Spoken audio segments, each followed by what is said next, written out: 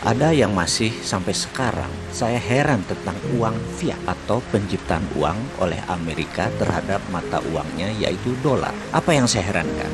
Mereka boleh mencetak uang sesuka-suka mereka, tetapi kalau rupiah mau mencetak harus ada jaminan atau underlay, di mana IMF dan World Bank pasti muamuk jika tanpa jaminan, terutama jaminannya adalah dolar dan emas. Ayo dong pakar ekonomi yang katanya pinter, bisa jelasin ini nggak? Sementara di sisi Amerika, sejak 15 Agustus 1971, tanggal di mana Amerika memutuskan bahwa dolar tidak menggunakan emas sebagai jaminan cetak penerbitan uang tersebut, itu merupakan tanggal paling bersejarah bagi Amerika. Jauh lebih bersejarah dari terbebasnya perbudakan oleh Lincoln, dan jauh lebih bersejarah dari terpilihnya megalomania yang bernama Donald Trump. Karena sejak saat itu Amerika menjadi negara yang sangat kaya.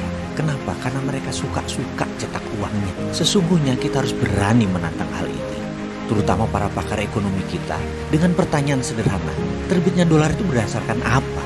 Boleh nggak sih saya heran dengan para dosen, para pakar ekonomi, para pejabat ekonomi, profesor, doktor ekonomi, mengapa mereka setuju Amerika cetak sak mau-maunya, dan bahkan Anda mencari pembenaran-pembenaran, sementara negara lain tuh haram hukumnya untuk mencetak uang.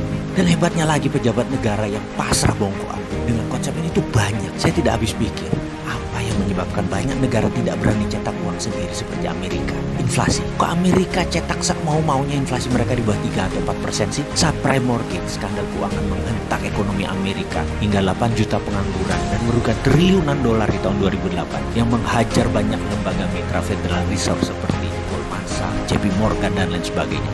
Hanya sebentar selesai masalahnya dengan Federal Reserve printing money billion dolar, lebih besar dari anggaran APBN Indonesia. Kita tanya kemudian, terus mana inflasinya di Amerika? Tahun depan ya, 2009 atau 2010, nggak lewat tuh 3% inflasinya. Mengapa Indonesia tidak ikut Amerika juga cetak duit? Ada emang yang menahan? Oh ada. Yang namanya pakar ekonomi. Kayaknya ini biang masalah. Para pakar ini bisa kita curigai, jangan-jangan mereka sebenarnya yang berkedok dengan pakar ekonomi tersebut, yang merasa pintar ekonomi, yang tidak dicekoki guru dari John Maynard Keynes, Milton Friedman, ilmunya Friedrich Hayek, ilmunya Ludwig von Mises, terus merasa paling benar dan paham ilmu ekonomi. Jadi harus tetap ikut aturan IMF, taat pada dolar, taat pada Amerika. Kita harus pasrah bongkokan dengan aturan World Bank dan IMF. Cetak duit harus ada jaminan. Kita tanya, kok gitu sih? Apa benar ilmu itu? Jangan-jangan ilmu udah kadaluarsa kali. Coba kita lihat fakta. Rupiah dipakai sebagai mata uang yang tidak pernah sekalipun menguat kekuatannya. Yang katanya oleh pakar ilmu ekonomi mereka itu teorinya benar, manut dengan IMF. Mana hasilnya? Mana buktinya teori yang Anda praktekkan itu tadi bisa membuat rupiah menguat atau Indonesia berjaya ekonomi? Tetap saja inflasinya besar tuh, bahkan defisit neraca perdagangan juga besar. Tetap rupiah melemah sepanjang jagat. Lebih dari 70 tahun Indonesia merdeka. Ke depan bagaimana? Ayolah kita pikir, mengapa kita tidak coba hal yang radikal, hal yang baru, hal yang berani, hal yang kita belum pernah lakukan sebelumnya dengan perhitungan mata, yaitu printing money, printing air seperti Amerika, seperti Cina. Sekali-sekali beranilah.